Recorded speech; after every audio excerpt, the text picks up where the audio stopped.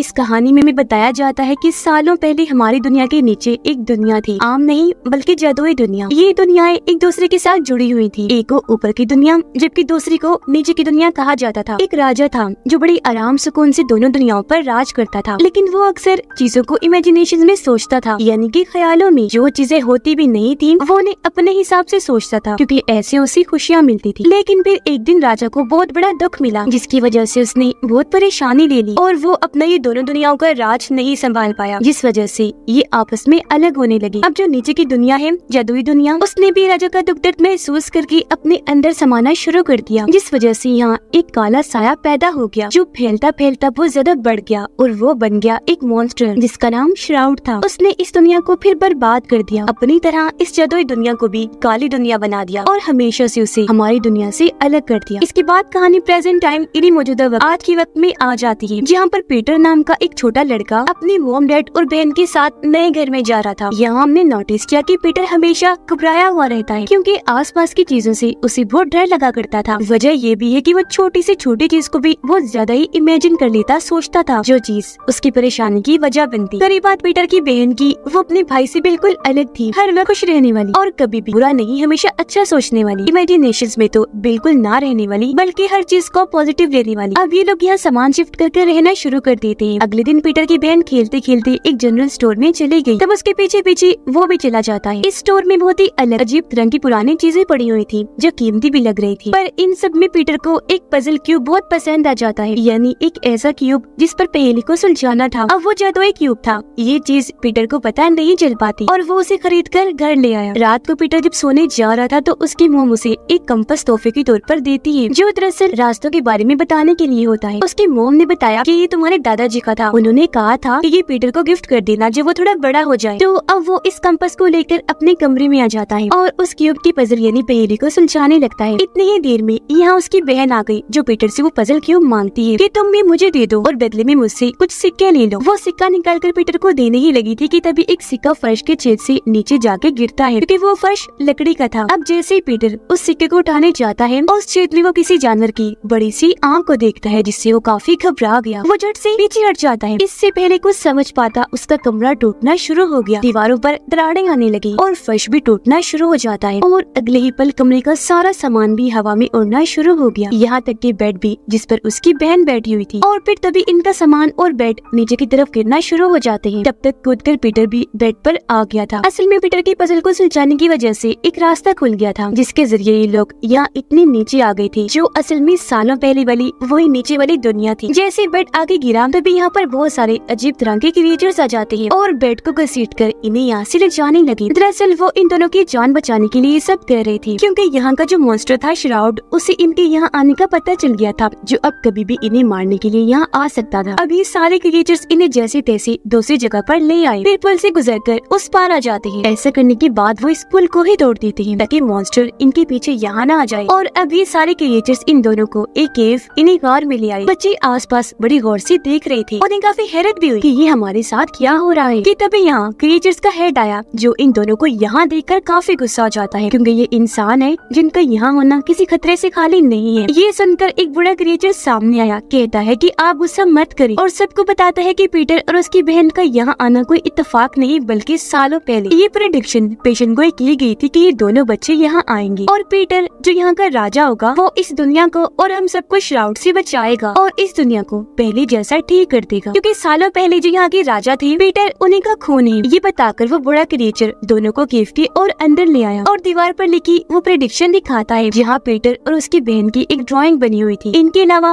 और भी कई सारी तस्वीरें वहाँ बनी हुई थी, जो सब दिखाकर बड़ा क्रिएचर उन्हें यहाँ के पास्ट माजी के बारे में बताता है कि कैसे यहाँ सालों पहले दोनों दुनियाओं पर एक राजा राज किया करता था, जो आपके ही बड़े थे। पर दुख की वजह से काले साइसी मॉन्स्टर श्राउड यहाँ पैदा हो गया और ये दुनियाएं अलग हो गई, जिस वजह से यहाँ पर रखी घड़ी टूट गई, जो टाइम बताने वाली इकलौती घड़ी थी, और ऐसी टाइम रुक गया।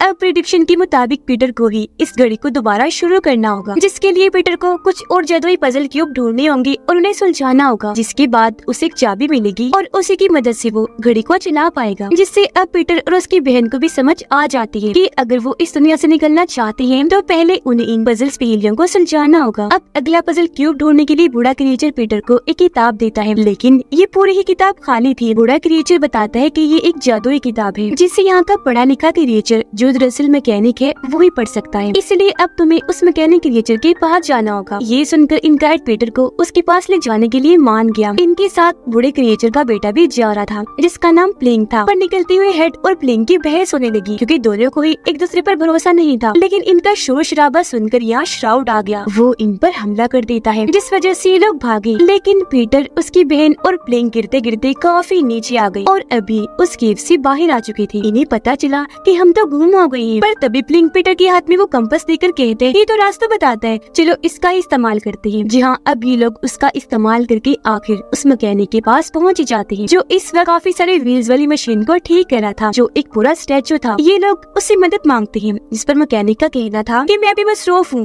तुम जाओ फिर कभी आ जाना। जिस पर प्लिंग कहता है कि मेरे डैड ने मुझे भेजा है। अब ये सुनकर मैकेनिक उनकी मदद करने को राजी हो गया, फौरन निकलकर बाहर आ जाता है। वो पीटर से पजल लेकर जैसे ही उस किताब पर रखता है कि तभी किताब पर लाइंस लिखी आ जाती हैं, कुछ तस्वीरें और नक्शे बन जाते हैं। ये भी लिखा गया था कि अगला पजल क्यूब कहाँ है और उस वक्त का रास्ता भी बना हुआ था। मैकेनिक क्रिएचर बताता है कि जब तुम एक पजल को सुलझा लिया करोगे ना तो अगला पजल कहाँ है वो तुम्हें इस किताब के जरिए पता चल जाएगा, पूरा रास्ता भी लिखा होगा। ये सब बताकर वो पीटर को एक छोटी सी डिवाइस देता है जो एक बल्ब डिवाइस थी और कहता है पीटर ये तुम्हें अपने दिमाग से, अपने इमेजिनेशन से चलानी होगी, लेकिन इससे पहले तुम्हारे अंदर जो डर है उसे तुम्हें बाहर निकालना होगा, बिल्कुल खत्म करना होगा और ध्यान लगाकर इस किताब को पढ़ना होगा, जब भी तुम सब कुछ समझ पाओगे। अब उसके कहने पर पीटर आंखें बंद करके अपना डर निकाल कर ध्यान लगाता है। वो किताब पढ़ने लगा जिसके साथ ही वहाँ एक पहेली आ जाती है। अब पीटर की तो आंखें बंद थी, लेकिन इमेजिनेशन में वो पहेली जैसे पढ़ता है लिंक उसे सुलझा देता है, जिससे उन्हें पता चला कि अगला पजल पाने के लिए इन्हें एक खंडर वाली इमारत की जमीन पर जाके खड़ा होना है जहाँ के आसमान पर बहुत ही बड़ी आँख बनी हुई है। तो अब ये प्लिंग की मदद से उस खंडर में आ पहुंची और वहाँ उसकी जमीन पर खड़े हो जाते हैं जहाँ एक काफी बड़ी घड़ी की तस्वीर बनी हुई थी। अब घड़ी के हिसाब से यहाँ 12 नंबर थे, लेकिन इन्हें ढूंढना था अगला नंबर क्योंकि जाहिर है वो घड़ी में नहीं होता। इनके 13 ये आसपास ढूंढती तो है लेकिन इन्हें वो नंबर कहीं नहीं मिलता। लेकिन पीटर फिर भी खंडर में वो नंबर ढूंढता रहता है जहाँ आखिरकार उसे एक काफी बड़ी तस्वीर में 13 नंबर मिल जाता है जिसके नीचे बहुत सारे चूहों की तस्वीरें बनी हुई थी और वहाँ एक छोटा सा बटन भी बना हुआ था। उसे जैसे पीटर दबाता है ये दीवार खुलने लगी जो असल में खुफिया लॉकर तिजोरी थी जिसके अंदर पीटर को अगला क्यूब पजल मिल जाता है, जिसे लेकर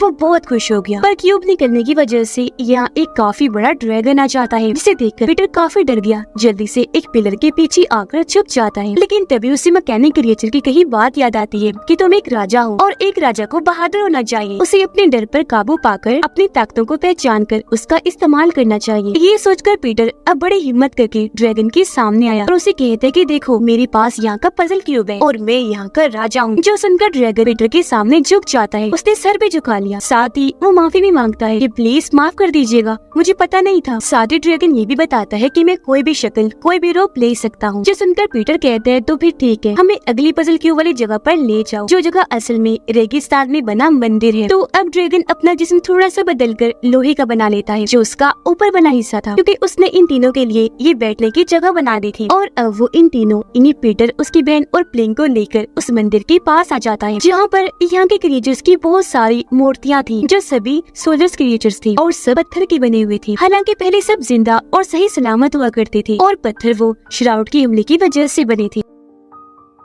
अब ये लोग मंदिर के अंदर आ जाते हैं जहाँ इन्हें 2 सर वाला कछुआ मिलता है जो असल में थे तो 2 लेकिन आपस में जुड़े हुए थे। इन्हें पता था कि पीटर यहाँ का राजा है तो ये उससे बातें करने लगते हैं, पर वो इन पर गुस्सा करने लगता है कि तुम इतना क्यों बोल रहे हो, मेरा टाइम बर्बाद ना करो, मुझे पजल ढूंढना है। अब उसका ये बर्ताव पीटर की बहन को पसंद नहीं आया, वो उसे ऐसा करने से मना कर रही थी, पर इस बात को लेकर इन बहन भाइयों की बहस हो गई। तब उसकी बहन नाराज होकर वहाँ से बाहर आ जाती है। उसके बाद पीटर मंदिर को हर तरफ से देखने लगा जहाँ पर बहुत सारी तस्वीरें बनी हुई थी। एक दीवार पर ऊपर से नीचे 4-5 पत्थर थे और कुछ तस्वीरें उन पर भी बनी हुई थी। अब की जो पहेली थी वो एक कोड में थी। उन कोड्स के मुताबिक पीटर उन पत्थरों को हाथ लगाकर मोड़ देता है। अब ऐसे उसने सारे पत्थर घुमा दिए और ये पहेली उसने हल कर ली। ऐसा होते ही ये दीवार खुलने लगी, क्योंकि ये भी एक खुफिया रास्ता था जिसके अंदर उसे अगला पजल क्यूब मिल जाता है। अब इससे पहले वो इस क्यूब को किताब पर रखता, अगले पजल क्यूब का पता लगाने के लिए बाहर से उसे अपनी बहन के चिल्लाने की आवाजें आने लगी। ये जब बाहर चेक करने गया तो देखता है कि श्राउड की आर्मी ने उसकी बहन और ड्रैगन को पकड़ लिया है, जो बहुत बड़ी आर्मी थी और ये सब रोबोट मशीन थे। आर्मी का लीडर पीटर को कहता है कि चुपचाप ये पजल क्यूब हमारे हवाले कर दो, पर पीटर ने साफ साफ मना कर दिया कि नहीं, और वैसे भी मेरा ये काम अभी अधूरा है, मैं सारे पजल नहीं ढूंढ पाया। अब इनकार सुनकर लीडर को गुस्सा आ गया, इसीलिए वो पीटर को मारने लगा और अपने लोगों को भी कहकर इन पर हमला करवा देता है। ये देखकर ड्रैगन को भी काफी गुस्सा आ गया और अब वो अपनी ताकत की मदद से अपना साइज बहुत बड़ा कर लेता है और अब वो इन सोल्जर्स को मारने लगा। उसका साइज इतना बड़ा था कि ये सब उसके सामने बच्चे लग रहे थे और वो चींटियों की तरह इन्हें मसलता गया और यहाँ इनकी काफी बड़ी लड़ाई छिड़ गई। तो पीटर यहाँ अपना दिमाग लगाता है। वो मैकेनिक की दी हुई डिवाइस की मदद से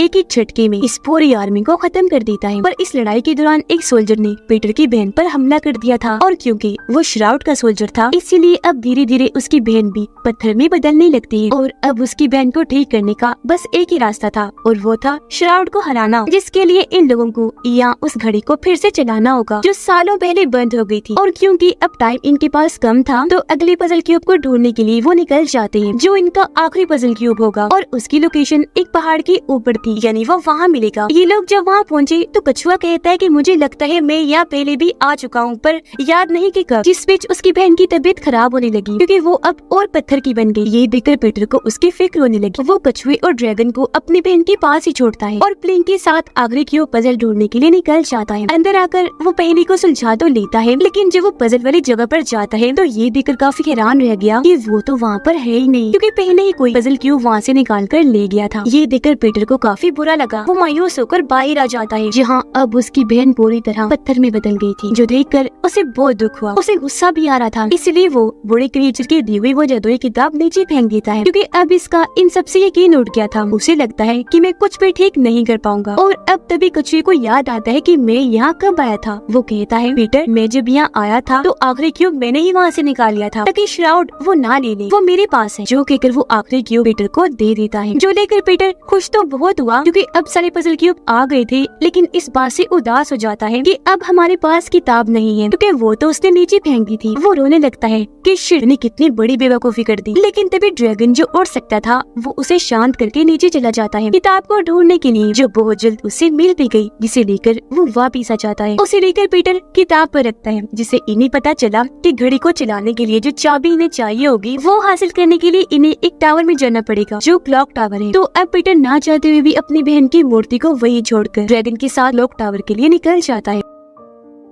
ये जब अंदर गई तो देखते हैं कि वहाँ बहुत सारे बड़े बड़े जादुई ग्लव्स यानी दस्ताने थे जो टावर की हिफाजत कर रही थी और राजा के अलावा और किसी को भी आगे जाने नहीं दिया करते थे। अब जैसे पीटर और उसके साथी आगे बढ़ने लगे, ग्लव्स उन्हें रोक लेते हैं, जिस पर ड्रैगन कहते हैं कि तुम हमें मत रोको, जाने दो, क्योंकि पीटर ही अगला राजा है। ग्लव्स कहते हैं अच्छा तो ये बात है, ठीक है मान लेते हैं, लेकिन अगर पीटर राजा है तो इसे अपनी ताकतें दिखानी होगी। अब ये सुनकर पीटर सोच भी पड़ गया कि क्या करूँ, क्योंकि जाहिर है उसके पास कोई खास ताकतें नहीं थी, लेकिन हाथ और उंगलियों वाली एक गेम थी जिसमें वो काफी माहिर था। तो वो उसे ही खेलने के लिए ग्लव्स को चैलेंज करता है। ये अब गेम खेलती है जिसमें पीटर जीत गया और इस बार से ग्लव्स को काफी गुस्सा आ गया कि हम क्यों हार गए और अब वो पीटर पर हमला करने लगी, जो देखकर उसे वही बल्ब डिवाइस याद आई जो उसे मैकेनिक ने दी थी। पीटर उसे हुक्म देता है कि इन सब पर हमला करके इनकी तोड़ फोड़ कर दो, इन्हें तबाह बर्बाद कर दो। जो हुक्म लेकर बल्ब डिवाइस ऐसे ही करती है, वो बारी बारी ग्लव्स पर हमला करके उन्हें तोड़ देती है। वो कई टुकड़ों में टूट गई और ऐसे ही सब बर्बाद हो जाती है, जिसके बाद अब पीटर सभी पजल क्यूब्स की मदद से घड़ी की चाबी हासिल कर लेता है। लेकिन तभी प्लेन भी बदलकर पत्थर बन जाता है, जिससे पीटर को यहाँ समझ लग गई कि श्राउड और कोई नहीं बल्कि ड्रैगन है, जो इतने वक्त से चाबी हासिल करने के लिए पीटर का साथ दे रहा था। हर जगह उसके साथ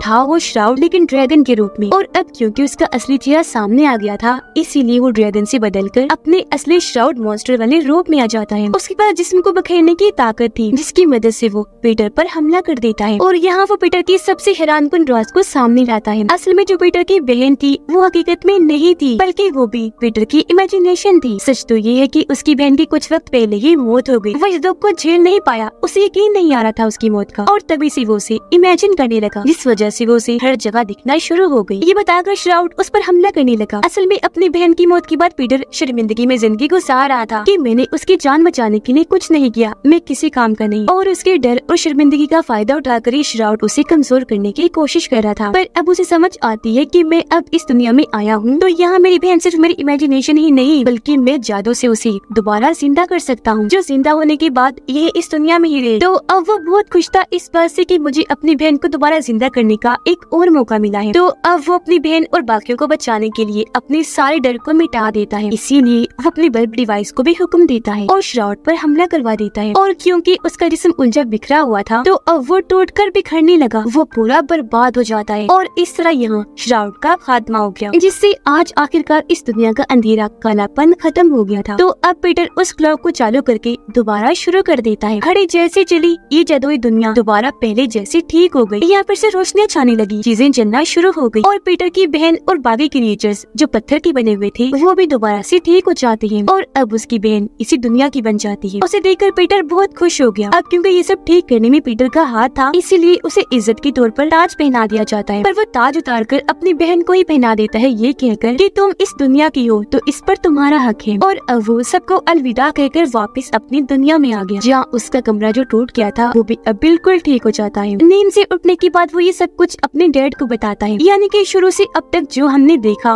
वो उसकी इमेजिनेशन थी और उसकी इमेजिनेशन में ही नीचे वाली दुनिया फिर से बन गई थी, जहाँ उसकी बहन जिंदा है, जो वो हमेशा चाहता था अपनी बहन को जिंदा देखना, और अब वो सिर्फ वही अपनी इमेजिनेशन में ही मिल सकता था। और यहाँ हमें ये भी पता चला कि शुरुआत में जो राजा थे वो भी नीचे और ऊपर की दुनिया को इमेजिन करते थे, जिनकी परेशानी से घड़ी रुकने से वो दुनिया रुक गई, जो बाद में आकर उनकी ये नस्ल के बच्चे पीटर ने दोबारा ठीक कर दी। क्योंकि जैसा कि मैंने आपको बताया पीटर उनका ही खून था, उनकी नस्ल का था। और अब हम पीटर की इमेजिनेशन में नीचे की दुनिया देखते हैं, जहाँ की रानी अब उसकी बहन बन चुकी थी। और इसी के साथ ये फिल्म इधर ही खत्म हो जाती है।